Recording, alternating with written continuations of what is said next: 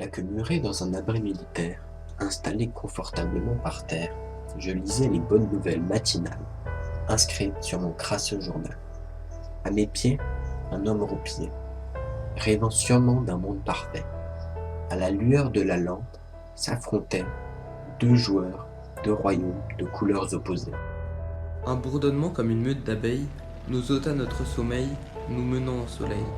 Auparavant, un jeu de rivalité, à présent, le début d'une réalité.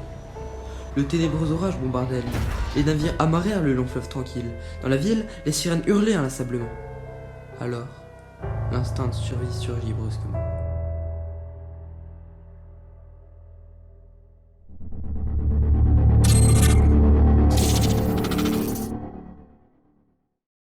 Âgé de 95 ans, Kuniyoshi Takimoto, ancien mécanicien de l'armée japonaise, assurait l'entretien des appareils le jour de l'attaque. Pour nous les mécaniciens, les tâches étaient les mêmes qu'on soit réellement en guerre ou à l'entraînement. C'est pour ça que je n'ai rien senti de particulier. Quand je suis rentré au pays à la fin du mois de décembre, on a été accueillis par des rangées de drapeaux. C'était la fête. Mais face à cette effervescence générale, je me suis vraiment demandé ce qu'un pays comme le nôtre pourrait faire face à un ennemi aussi puissant. Nous n'étions pas des hommes à leurs yeux. Les soldats en bas de l'échelle comme nous étions considérés comme des objets jetables. Il y a un point sur lequel j'insiste quand je parle aujourd'hui aux jeunes. Ne vous laissez surtout pas avoir par de belles paroles.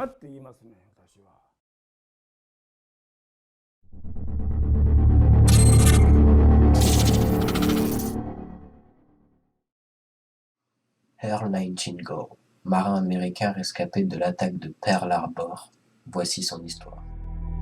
Les cadavres s'entassaient les uns sur les autres et des hommes gravement brûlés se jetaient dans l'eau.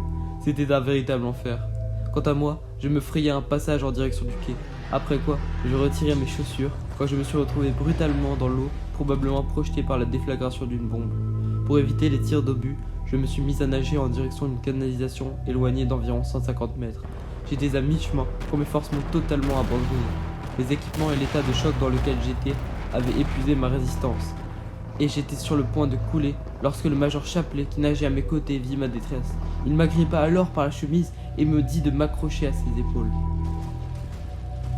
Nous étions peut-être à 25 pieds de la canalisation lorsque les forces du major l'ont abandonné. Voyant qu'il peinait, j'ai cessé de m'agripper à lui en lui disant de continuer seul. Il s'est arrêté, m'a saisi par la chemise en refusant de m'abandonner. Sans le major, je serais mort noyé. Nous avons finalement atteint la plage où un marin nous a guidés vers un abri antinucléaire. On m'y a donné des vêtements secs et un endroit pour me reposer.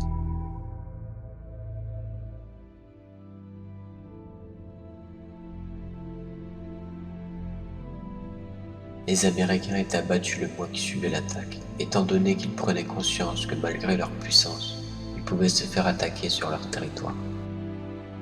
Commençaient à craindre pour leur sécurité et ils se rendaient compte qu'ils n'étaient pas tout puissants.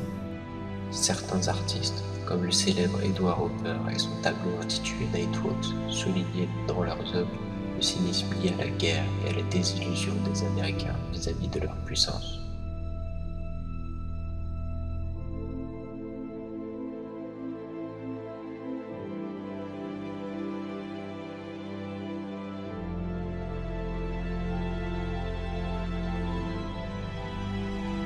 Voyant les Américains apeurés et démoralisés, le gouvernement créa des affiches de propagande destinées à unir et à motiver la population pour la revanche.